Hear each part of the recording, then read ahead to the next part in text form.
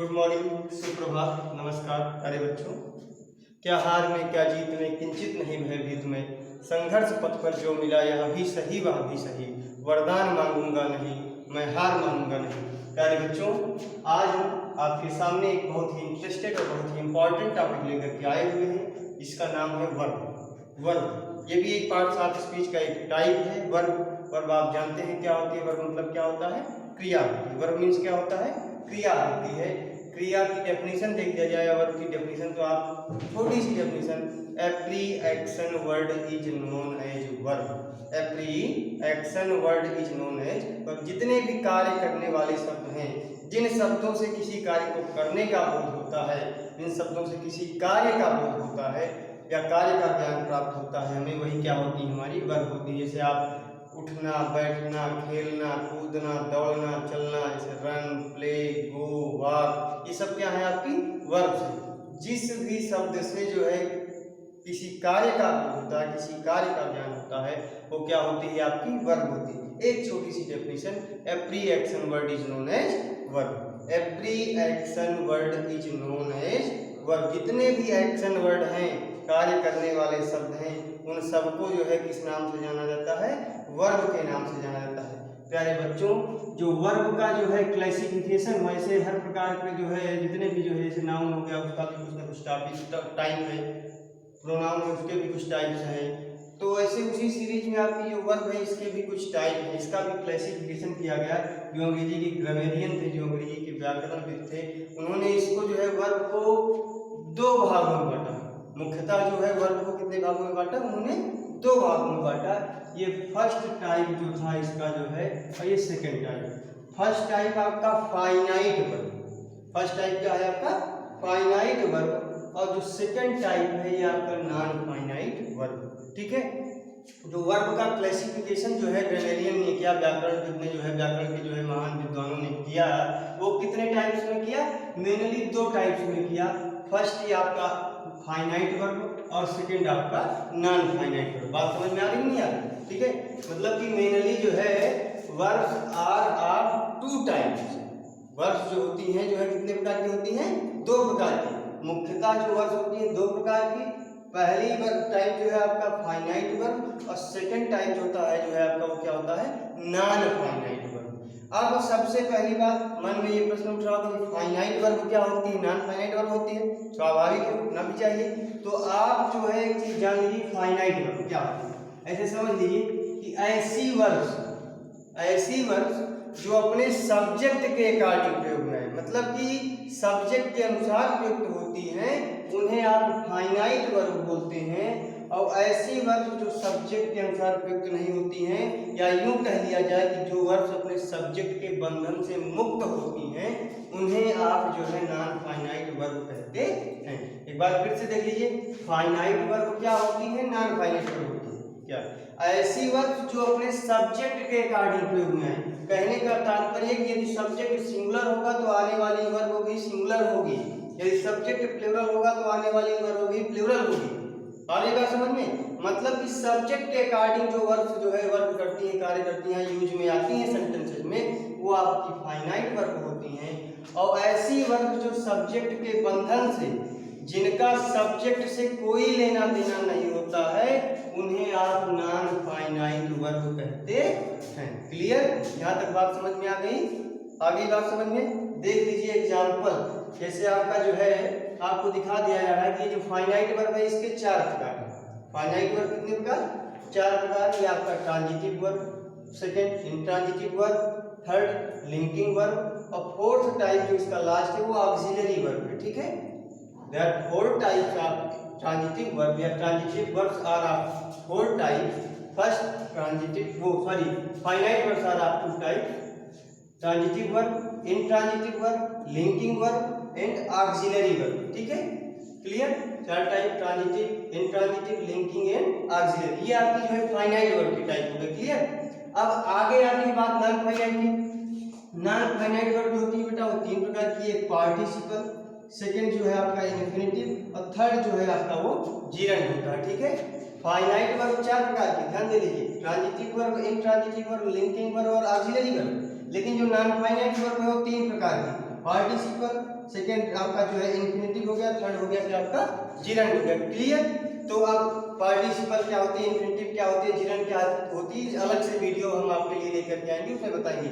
लेकिन अभी हमको जो चर्चा करना है जो है फाइनाइट वर्ब, और उसमें मेनली जो है इन्हीं 2 वर्ब्स के बारे में चर्चा करेंगे, ट्रांजिटिव और इंट्रांजिटिव वर्ब्स के बारे में ही चर्चा करेंगे। क्लियर? एक बार फिर से रिवीजन कर लीजिए। ऐसी वर्ब जो अपने सब्जेक्ट के अकॉर्डिंग प्रयोग में आती है फाइनाइट वर्ब होती हैं, जो सब्जेक्ट के बंधन से मुक्त होती हैं, सब्जेक्ट के अकॉर्डिंग प्रयोग में नहीं आती, मतलब सब्जेक्ट चाहे जो हो उनकी मूल अवस्था में ही रहती है, चाहे सब्जेक्ट सिंगुलर हो चाहे प्लूरल हो, वो उनकी जो मूल अवस्था है उसी में रहेंगी, वो वर्ब्स आपकी नॉन फाइनाइट वर्ब होती हैं। फाइनाइट वर्ब 4 प्रकार की, ट्रांजिटिव वर्ब, इंट्रांजिटिव वर्ब, ये लिंकिंग वर्ब, उसके बाद आपका ऑक्सिलरी वर्ब, ये आपकी नॉन फाइनाइट वर्ब 3 प्रकार की जो है, सॉरी जो है ये 4 प्रकार की, ये जो है 3 प्रकार के, पार्टिसिपल, ये इन्फिनिटिव और ये जिरंड हो गया। क्लियर? ये सारी चीजें क्लियर हो गई ना? अब आपको हमको जो पढ़ना है, चर्चा करनी है, इस वीडियो में हम चर्चा करेंगे जिस वर्ब के बारे में जो है वो हमारी 2 ही, कितनी वर्ब्स के बारे में हमको चर्चा करनी है, केवल और केवल 2 वर्ब्स के बारे में जो है। पहली जो है आपकी वो ट्रांजिटिव वर्ब है, और सेकंड जो होगी वो आपकी क्या होगी, इनट्रांजिटिव वर्ब होगी। ठीक है? केवल और केवल जो फाइनाइट वर्ब के 4 प्रकार है उसमें से हम 2 ही वर्ब्स के टाइप को लेंगे जो है। पहला टाइप जो है आपका ट्रांजिटिव वर्ब, और सेकंड टाइप जो है आपका इंट्रांजिटिव वर्ब। ठीक है? क्लियर? होती तो फाइनाइट वर्ब 4 प्रकार की है, ट्रांजिटिव, इंट्रांजिटिव, लिंकिंग, ऑक्सिलरी। ठीक है? लेकिन अभी हमको इस वीडियो में देखना कितना है कि केवल ट्रांजिटिव वर्ब क्या होती है, इंट्रांजिटिव वर्ब क्या होती है, यही इतना ध्यान देना है। ट्रांजिटिव वर्ब मतलब जानते हैं सकर्मक क्रिया, ट्रांजिटिव वर्ब मीन्स सकर्मक क्रिया। क्लियर? ट्रांजिटिव मीन्स सकर्मक क्रिया और इंट्रांजिटिव मीन्स अकर्मक क्रिया। ट्रांजिटिव मीन्स सकर्मक क्रिया और इंट्रांजिटिव मीन्स अकर्मक क्रिया। क्लियर? आगे बात समझ में। ट्रांजिटिव मीन्स क्या होता है, सकर्मक, कर्म जानते हैं ना, सा मतलब सहित कर्म, कर्मक मतलब मान लीजिए आप कर्म। ठीक है? मतलब जिन वर्ब्स में ऑब्जेक्ट आया है, जिन वर्ब्स में ऑब्जेक्ट का प्रयोग हुआ हो, या यूं कह दिया जाए कि जिन वर्ब्स के बाद ऑब्जेक्ट का प्रयोग हुआ हो वो आपकी ट्रांजिटिव वर्ब होती हैं, और जिन वर्ब्स के बाद ऑब्जेक्ट का प्रयोग ना हुआ हो उनको इंट्रांजिटिव बोला जाता है। ठीक है? अभी बात समझ में क्लियर? कहने का मतलब ये कि सेंटेंस देखिए, सबसे पहले क्या देखिए, सेंटेंस, उसमें सब्जेक्ट होना चाहिए, उसके बाद वर्ब के बाद देखिए कि ऑब्जेक्ट आ रहा है कि नहीं आ रहा है। यदि ऑब्जेक्ट आया हुआ है तो वहां पे जो वर्ब होगी वो क्या होगी, ट्रांजिटिव वर्ब होगी। ठीक है?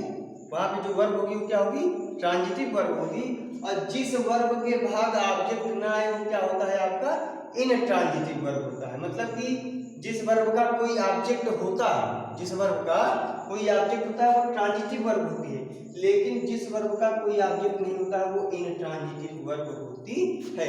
इसे एग्जांपल देख लिया जाए, आपका जो है यहाँ पे दे रहे हैं एग्जांपल, जैसे राम वीप्स, अभी देख लीजिए जो है एक एग्जांपल जो है राम वीप्स। यहाँ पे देखिए जो है ये राम है आपका सब्जेक्ट, ये वीप आपकी वर्ब है रोना। ठीक है? तो यहाँ पे देखिए राम सब्जेक्ट हो गया, ये वर्ब होगी, इस वर्ब के बाद कोई ऑब्जेक्ट आ रहा है, नहीं आ रहा है, तो आप आंख बंद करके बता सकते हैं कि हाँ यहाँ ये जो वीप वर्ब आई हुई है ये ट्रांजिटिव है, इंट्रांजिटिव है, इनट्रांजिटिव है ना, इनट्रांजिटिव है। क्यों? क्योंकि आपको बताया गया है नियम, आपको एक रूल बताया गया है कि जिन वर्ब के बाद कोई ऑब्जेक्ट नहीं होता है उन्हें आप इनट्रांजिटिव वर्ब कहते हैं। ठीक है? और जिन वर्ब के बाद ऑब्जेक्ट होता है उन्हें ट्रांजिटिव वर्ब बोलते हैं। यही बात है ना? जैसे एग्जांपल लिख लीजिए जो है, और जो है इसमें देख लिया जाए, जैसे Sita writes a letter, Sita writes a letter, Sita writes a letter. ठीक है? Sita writes a letter. आप देखिए यहाँ पे जो है सीता सब्जेक्ट हो गया आपका, राइट्स क्या हो गई आपकी वर्ब हो गई, ए लेटर क्या हो गया, ऑब्जेक्ट हो गया। ठीक है? ए लेटर क्या हो गया, ऑब्जेक्ट हो गया नहीं हो गया, हो गया ना? तो यहाँ पे देखिए राइट के बाद ऑब्जेक्ट आ रहा है नहीं आ रहा, जो वर्ब है उसके बाद ऑब्जेक्ट आ रहा है, इसलिए जो राइट वर्ब होगी यहाँ पे जो है ये क्या होगी, ये आपकी ट्रांजिटिव वर्ब होगी। और एक चीज ये नोट कर लीजिए कि ऐसा कोई भी नियम नहीं कि हाँ इतनी वर्ब्स इनट्रांजिटिव होती हैं, ये सारी वर्ब्स ट्रांजिटिव होती हैं। वो सेंटेंस में अपने यूज के अनुसार ट्रांजिटिव इंट्रांजिटिव दोनों ही हो सकती है। आगे बात समझ में, यदि इनवर्स के बाद ऑब्जेक्ट आएगा तो वो आपकी ट्रांजिटिव है, यदि इनवर्स के बाद ऑब्जेक्ट नहीं आएगा तो वो इंट्रांजिटिव है। क्लियर? आगे बात समझ में, ठीक है। अब कैसे पहचानेंगे, कैसे पहचानेंगे कि हाँ जो यहाँ पे जो है ये आपकी क्या है जानते हो, ये आपकी आई भी है, आई भी मतलब इंट्रांजिटिव वर्ब, और ये टी भी है, टी भी मतलब ट्रांजिटिव वर्ब। ठीक है, क्लियर? आगे बात समझ में। तो कैसे पहचानेंगे कि यहाँ जो सेंटेंस लिखा गया है उसमें क्या है, आपका ट्रांजिटिव वर्ब है कि इंट्रांजिटिव वर्ब है। ठीक है बेटा, एक चीज है कि इसको मिटा दिया है, रहने दीजिए। वर्ब में क्या लगा करके या किसको लगा करके, वर्ब में आप जो है क्या लगा करके या किसको लगा करके प्रश्न कीजिए। यदि उत्तर कुछ भी ना मिले, यदि उत्तर कुछ भी ना मिले तो जान लीजिए कि जो वर्ब है वो आपकी इनट्रांजिटिव वर्ब है। ठीक है, समझ गए बात? नहीं समझ? मतलब कि वर्ब में आप क्या लगा करके प्रश्न कीजिए या किसको लगा करके प्रश्न कीजिए। सबसे पहले इसका थोड़ा सा जो है हिंदी ट्रांसलेशन कर लीजिए। ठीक है, राम भी मतलब राम रोता है। ठीक है, यही है ना, सेंटेंस जो है सिंपल प्रेजेंट में लिखा हुआ है। ठीक है, तो इसका हिंदी में ट्रांसलेशन कर लीजिए। उसके बाद जो उसमें क्या लगाइए, क्या किया किसको लगा करके प्रश्न कीजिए। यदि उत्तर कुछ भी ना मिले आपको तब जान लीजिए जो लिखी हुई वर्ब है वो आपकी जो है इंट्रांजिटिव वर्ब है। और यदि क्या या किसको लगा करके प्रश्न करने पर, वर्ब में क्या या किसको लगा करके प्रश्न करने पर उत्तर में कोई नाउन या प्रोनाउन आता है, उत्तर में कोई नाउन या प्रोनाउन आता है जो उस वाक्य सेंटेंस का ऑब्जेक्ट होता है, तो मान लीजिए कि वर्ब कौन सी है आपकी, वो आपकी ट्रांजिटिव वर्ब है। जैसे देखिए यहाँ पे देख लिया जाए जो है, जैसे राम वीप्स, राम रोता है। अब मैं प्रश्न लगा के करूँ जो है राम क्या रोता है, राम क्या रोता है, उत्तर आ रहा है, कोई आंसर मिल रहा है, ऑथेंटिक आंसर मिल रहा है, नहीं मिल रहा है ना। तो आपको बताया गया कि यदि जो है वर्ब में क्या या किसको लगा करके प्रश्न करने पर, क्वेश्चन करने पर उत्तर में हमें कुछ भी ना मिले तो हमें तुरंत समझ लेना है कि क्या होता है यहाँ पे, ये आपकी जो है इनट्रांजिटिव वर्ब है। यदि क्या या किसको लगा करके प्रश्न करने पर उत्तर में हमें जो है कोई नाउन या प्रोनाउन मिलता है, जो वही नाउन या प्रोनाउन सेंटेंस के ऑब्जेक्ट का कार्य करता है, तो मान लीजिए जो वर्ब लिखी होगी उस सेंटेंस में क्या होगी, ट्रांजिटिव वर्ब होगी। भाई देखिए यहाँ पे जैसे Sita writes a letter, Sita एक पत्र लिखती है। अब इसमें मैं क्वेश्चन कर रहा हूँ सीता क्या लिखती है, उत्तर क्या आ रहा है, आंसर क्या, ए लेटर ना आ रहा है ना, बोलिए भाई। तो यहाँ पे जो राइट्स वर्ब है वो ट्रांजिटिव है कि इंट्रांजिटिव है, ट्रांजिटिव है ना, क्यों, क्योंकि जो है क्या है किसको लगा करके प्रश्न करने पर जो है हमें उत्तर प्राप्त हो रहा है। आ गई बात समझ में, क्लियर? अब जो है बेटा ये जो इनट्रांजिटिव वर्ब है और ट्रांजिटिव वर्ब, इंट्रांजिटिव आपको बताया गया तीन, वो जो है ट्रांजिटिव, इंट्रांजिटिव और उसके बाद आपका लिंकिंग और उसके बाद जो है आपका क्या है ऑक्सिलरी है। ठीक है, तो जो ट्रांजिटिव वर्ब, इंट्रांजिटिव में तो आपका ऑब्जेक्ट आता नहीं है, लेकिन जो ट्रांजिटिव वर्ब होती है उसमें कभी कभी क्या एक ऑब्जेक्ट रहता है और कभी कभी दो ऑब्जेक्ट हो जाते हैं। जो ट्रांजिटिव वर्ब होती है उसमें ट्रांजिटिव में क्या कहते हैं, यही तो कहते हैं कि हाँ उसके बाद ऑब्जेक्ट आता है, लेकिन कभी कभी कहते हैं ना कि कुछ भी नहीं मिलता, मिलता है बहुत कुछ मिल जाता है। तो वही कहने का मतलब कि ट्रांजिटिव वर्ब में तो जो है नॉर्मली एक ऑब्जेक्ट आता है, उस वर्ब के बाद नॉर्मली एक ही ऑब्जेक्ट होता है। जो मोस्टली सेंटेंसेज आप देखते हैं उसमें एक ही ऑब्जेक्ट होता है, लेकिन क्या होता है कुछ कुछ सेंटेंस में बेटा दो ऑब्जेक्ट होते हैं, दो ऑब्जेक्ट होते हैं। तो ऐसी कंडीशन में एक डायरेक्ट ऑब्जेक्ट होता है, एक इनडायरेक्ट ऑब्जेक्ट होता है। ठीक है, एक डायरेक्ट ऑब्जेक्ट होता है, एक इनडायरेक्ट ऑब्जेक्ट होता है। तो आप कहीं डायरेक्ट ऑब्जेक्ट क्या होता है, इनडायरेक्ट ऑब्जेक्ट क्या होता है, तो डायरेक्ट ऑब्जेक्ट बेटा जो है सेंटेंसेज में जो इनडायरेक्ट ऑब्जेक्ट होता है वो वर्ब के तुरंत पश्चात नॉर्मली लिखा जाता है। सामान्यतः जो इनडायरेक्ट ऑब्जेक्ट होता है वो वर्ब के पश्चात लिखा जाता है, डायरेक्ट ऑब्जेक्ट उस इनडायरेक्ट ऑब्जेक्ट के बाद लिखते हैं। ठीक है, आ रही बात समझ में?